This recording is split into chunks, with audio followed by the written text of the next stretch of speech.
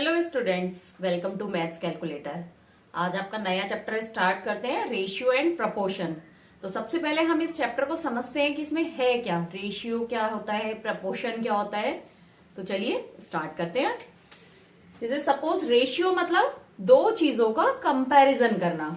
जैसे आपके पास अगर 4 टॉफीज हैं, आपके फ्रेंड के पास 2 टॉफीज हैं, तो आपके पास जो टॉफीज है और आपके फ्रेंड के पास जो टॉफीज है उनमें कितना, अगर हम इनको कंपैरिजन करें तो क्या बोलेंगे कि आपके पास कितनी है, आपके फ्रेंड से डबल टॉफीज है, 2 टाइम्स। क्योंकि 2 को अगर हम 2 से मल्टीप्लाई करेंगे तो क्या आएगा 4 जो आपके पास है, या 4 जो है डिवाइडेड बाय 2 क्या आया 2।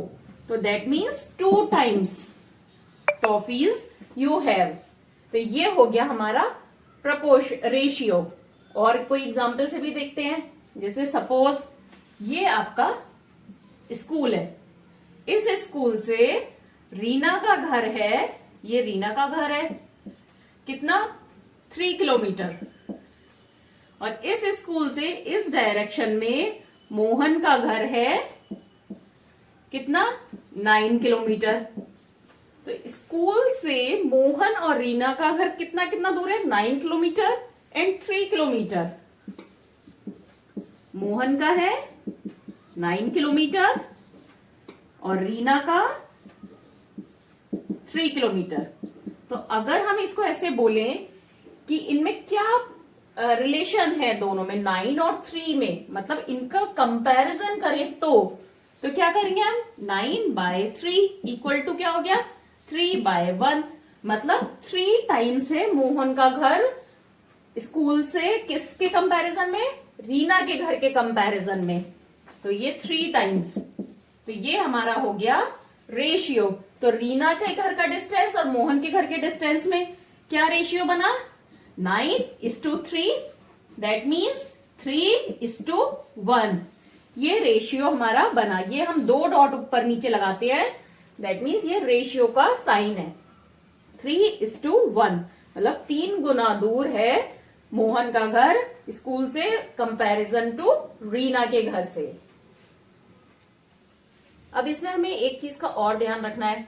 जैसे अभी तो आपने टॉफीज का एग्जाम्पल देखा, डिस्टेंस इन किलोमीटर का एग्जाम्पल देखा, उसमें हमने कंपैरिजन कर लिया। पर हमें एक चीज और इसमें ध्यान रखनी है कि जो भी हम कंपैरिजन कर रहे हैं वो सेम यूनिट होना चाहिए। जैसे सपोज किसी की हाइट दे रखी है, यहाँ पे हम यही दोनों ले लेते हैं, मोहन और रीना। मोहन की हाइट दे रखी है कितनी, 1 मीटर मोहन की हाइट है, और यहाँ पे रीना की हाइट कितनी दी हुई है 90 सेंटीमीटर। अब हमें इसमें कंपैरिजन करना है, इनका रेशियो निकालना है। तो यहाँ पे क्या है यूनिट मीटर और यहाँ पे क्या है सेंटीमीटर। तो हम इनका रेशियो नहीं निकाल सकते। बिल्कुल उसी तरह से जैसे एडिशन, सब्सट्रैक्शन, डिवीजन, मल्टीप्लिकेशन करने के लिए यूनिट सेम होनी चाहिए ना, ऐसे ही यहाँ पे होनी चाहिए। तो हम क्या करेंगे, या तो इसको सेंटीमीटर में चेंज करेंगे या रीना की हाइट को मीटर में चेंज करेंगे। तो जैसे हमने इसको करा 1 मीटर क्या होता है 100 सेंटीमीटर। तो इनकी हाइट का रेशियो क्या हो गया 100:90, दैट इज 10:9। ये इनकी हाइट का रेशियो है। लेकिन अगर हम डायरेक्टली बिना यूनिट चेंज कर देते तो क्या होता 1:90। तो ये तो रॉन्ग हो जाता। कोई 90 टाइम्स थोड़ी ना है रीना की हाइट मोहन से, बल्कि रीना की तो मोहन से भी कम है। तो इसलिए हमारा ये रॉन्ग हो जाता। तो हमें ये ध्यान रखना है कि कम रेशियो के लिए हमें सेम यूनिट करनी है अपनी फिगर्स की। नेक्स्ट टॉपिक है इसमें इक्विवेलेंट रेशियो। तो जैसे आपने पहले फ्रैक्शंस के चैप्टर में पढ़ा था इक्विवेलेंट फ्रैक्शन, सेम इसी तरह से यहाँ पे होता है इक्विवेलेंट रेशियो। अब ये क्या होता है देखते हैं। जैसे मोहन के पास टॉफीज हैं 10, रीना के पास टॉफीज हैं 6। तो इनमें रेशियो क्या हो गया 10/6। क्या रेशियो हो गया 5:3। तो रेशियो हुआ 5:3 का रेशियो है। अब एक क्लास है, क्लास में बॉयज कितने हैं 50 और गर्ल्स है 30। 50 बॉयज हैं और 30 गर्ल्स हैं, तो इनके बीच में रेशियो क्या हुआ 50/30 दैट इज 5/3। तो रेशियो हो गया 5:3। मतलब हम इसकी लोएस्ट टर्म तक इसको सॉल्व करते हैं जैसे फ्रैक्शन को करते हैं। तो ये इसका आ गया 5:3 और यहां पे भी आ गया 5:3। तो दैट मीन्स जो ये हमारा था 10:6 और ये 50:30। 50:30 और 10:6 दोनों ही सेम है, क्योंकि दोनों को जब हम सिंपलेस्ट फॉर्म में लेके जाते हैं तो इसमें भी 5:3 आया और इसका रेशियो भी 5:3 आया। दैट मीन्स ये दोनों इक्वल है। तो या तो हम इनके बीच में इक्वल का साइन लगाएंगे या हम इसको एक तरह से और लिख सकते हैं, यहाँ पे 2 डॉट और ये 2 डॉट, ऐसे 4 डॉट्स हम लगा देंगे और फिर लिखेंगे 50:30। तो ये भी क्या हो गया हमारे इक्विवेलेंट फ्रैक्शन। जैसे इक्विवेलेंट फ्रैक्शन होता है ऐसे हो गया इक्विवेलेंट रेशियो। अब इसमें ये जो हमारे क्या है यहाँ पे 4 नंबर्स हैं 10, 6, 50, 30। तो इसमें जो हमारे किनारे के हैं साइड वाले 10 और 30 ये क्या हो गए एक्सट्रीम टर्म। और ये जो दोनों हमारे बीच के हैं 6 और 30 ये हो गए हमारे मिडिल टर्म। तो ये हो गए हमारे इक्विवेलेंट फ्रैक्शन। अब सपोज करिए आपको 50 और 30 दिया हुआ है, इसके और इक्विवेलेंट फ्रैक्शन पूछे हैं, तो 50 और 30 की इक्विवेलेंट फ्रैक्शन क्या होंगे 50/30। तो कोई भी इक्विवेलेंट फ्रैक्शन निकालने के जैसे फ्रैक्शन निकालते थे वैसे ही रेशियो। तो इसको क्या करेंगे डिवाइडेड बाय 10 कितना आ गया 5/3। तो ये इसका इक्विवेलेंट है। या हम ये भी कर सकते हैं 50/5 30/5 दोनों को सेम नंबर से डिवाइड करेंगे या मल्टीप्लाई करेंगे। तो ये हो गया हमारा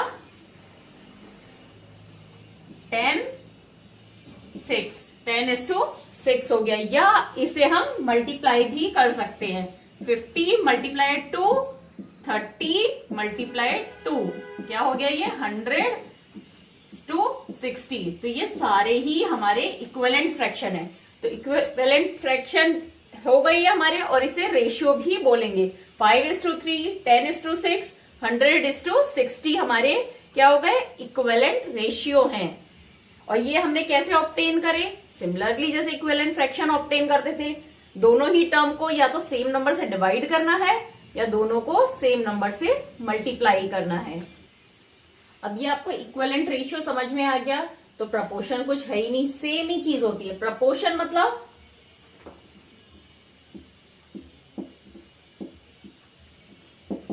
कौन से दो रेशियो एक दूसरे के प्रपोर्शन में होंगे जब वो इक्विवेलेंट होंगे। जैसे यहां पे ये और ये दोनों ही इक्विवेलेंट है रेशियो 5:3 5:3। दैट मीन्स ये रेशियो आपस में एक दूसरे के प्रपोर्शन होंगे। ये हो गया, ये हमारे प्रपोर्शन में है क्योंकि दोनों की ही लोएस्ट टर्म 5:3 5:3। मतलब क्या समझ में आया, समरी क्या निकली, अगर दो रेशियो इक्विवेलेंट हैं तो दैट मीन्स वो एक दूसरे के प्रपोर्शन में होंगे। इस चैप्टर का लास्ट टॉपिक है यूनिटरी मेथड। अब यूनिटरी मेथड नाम से ही पता चल रहा है यूनिट, इसमें क्या है यूनिट। तो मतलब जब हम किसी भी चीज की वैल्यू 1 यूनिट की निकालते हैं पहले फिर उसे कैलकुलेट करते हैं तो उसे बोलते हैं यूनिटरी मेथड। देखिए एक एग्जांपल लेके करते हैं। जैसे 5 पेंसिल्स की कॉस्ट है, कॉस्ट कितनी है सपोज 15 रुपीज और हमें कितने की फाइंड आउट करनी है, हमें 2 पेंसिल्स की कॉस्ट बतानी है कि 5 पेंसिल्स अगर 15 रुपए में आती है तो 2 पेंसिल कितने की आएंगी। तो हम क्या करेंगे 5 पेंसिल आती है 15 की, तो 1 पेंसिल आएगी 15/5। भाई देखिए 15 रुपीज में आती है 5, तो 1 कितने की आएगी 15/5 कितना हुआ 3 रुपीज। अब ये 3 रुपीज क्या हो गया हमारा एक पेंसिल की कॉस्ट है 1 यूनिट की। तो अब हम निकालेंगे। सो 2 पेंसिल्स कॉस्ट इज 3। जब एक की 3 है तो 2 की कितनी होगी, 3 multiplied by 2 equal to 6 rupees. तो इस मेथड में हमने क्या करा, पहले हमने 1 यूनिट की कॉस्ट निकाली, फिर उसको 2 से मल्टीप्लाई किया क्योंकि हमें 2 पेंसिल्स की पूछी थी, वो हमने 6 निकाली। तो इस मेथड को हम बोलते हैं यूनिटरी मेथड। और आप अभी आगे इस चैप्टर के एक्सरसाइज करेंगे तो सारी चीजें क्लियर हो जाएंगी।